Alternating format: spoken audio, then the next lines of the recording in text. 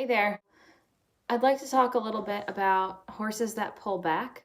Generally, horses that pull back have been taught to do so through poor handling. A lot of times they've been pulled on or cornered or just not educated to the lead rope properly. So we're going to take a look at this little mare today, and I'm going to show you how I help her work through some of that backward feeling.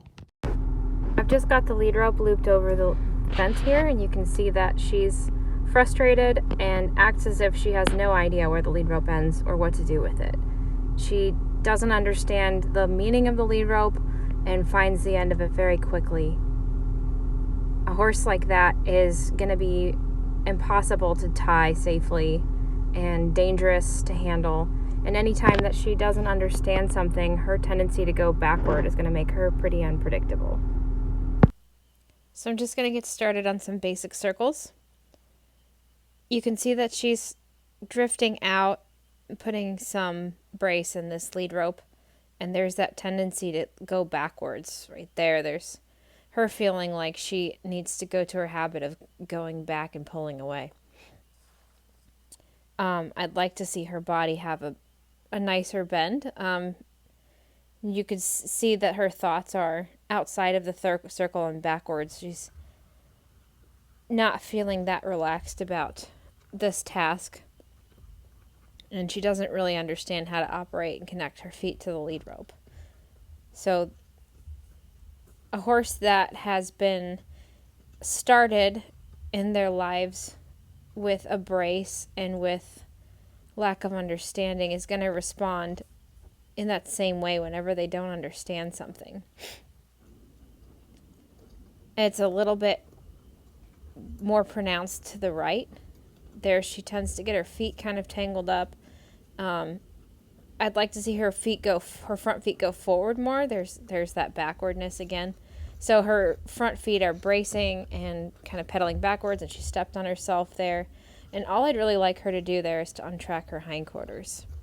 So I'm going to start working on an exercise to help her learn to untrack her hindquarters a little more cleanly, to keep her shoulders going forward and to get some of that brace kind of unstuck.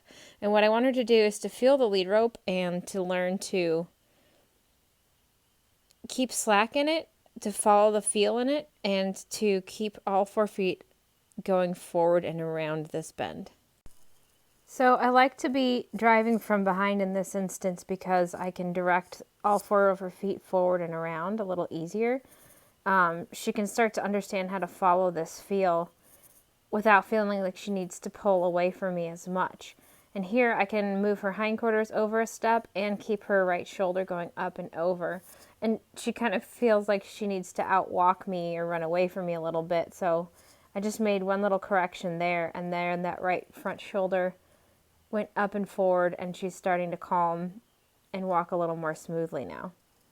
Now I have a lot more control of the shape of her body, and I can get her to start to think around the circle instead of pulling away. And now she's a little more willing to untrack herself and come forward. Now we'll check out the left side. So there's already more slack in the lead rope. She still has a little brace in her neck, but she's starting to change her thoughts about this. There she's looking and chewing. And I can move her hip over and ask her inside shoulder to stay forward as well. Instead of like before, she would brace on her inside shoulder and pull away. And I can move her over and keep her left shoulder active.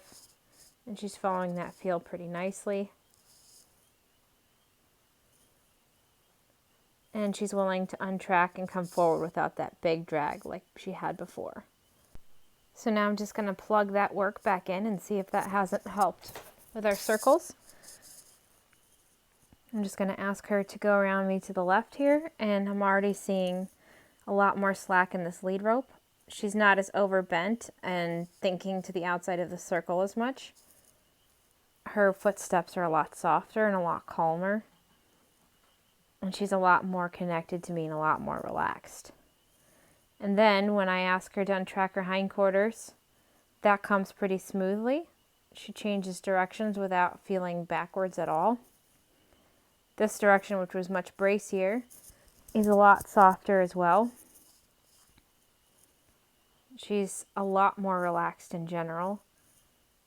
And she untracks her hindquarters there without going backwards. So that was really smooth. There's one little backward step, but she was able to come forward again.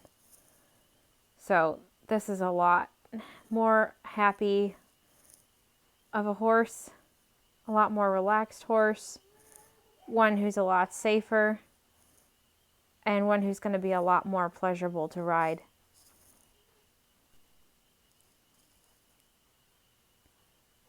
And here she comes forward with the lead rope right away instead of that big drag like she had before.